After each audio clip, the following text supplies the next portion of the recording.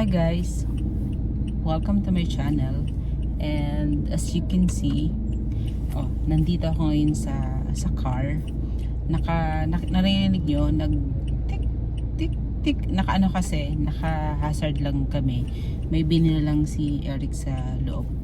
Dito kami sa supermarket sa may Robinsons Libertad, Mandaluyong. So meron lang akong parang lang akong may thoughts lang ako about what happened today.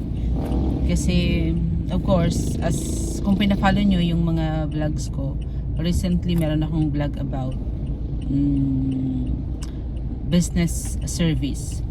Ano yung disadvantage. So, parang yun pa rin yung gusto kong parang i-share na challenging talaga pag yung business mo, service yung ino-offer, kasi ang hirap talaga ang hirap ma-quantify ng value. Kasi parang minsan yung iba, hindi mo talaga siya kayang i-value. So yun lang naman, doon ako nang gagaling na parang it's kinda hard, but of course, laban lang. Sa lahat ng business owners, sa lahat ng mga aspiring business owners, aspiring startup entrepreneurs, sa lahat ng gustong pumasok sa mundo ng pagdinegosyo, gusto ko lang pong sabihin sa inyo na kaya nyo yan. Pagpatuloy nyo lang, and maybe mag-ask tayo ng support from one another.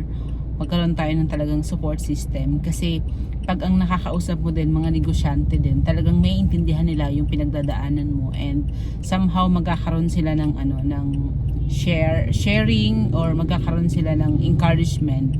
So I'll recommend na magkaroon kayo. I really want to have a community na tayong mga business owners is meron talagang connections with one another. Para nang sa ganun, magkaroon tayo ng masuportahan natin yung bawat isa. Kasi hindi naman talaga lahat maiintindihan or mauunawaan yung sitwasyon na meron tayo.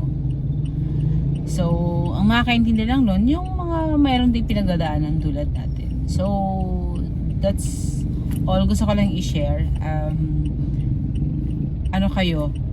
Keep going sa lahat po ng mga pumapasok sa mundo ng pagnegosyo. Keep going, kaya nyo yan. Laban lang.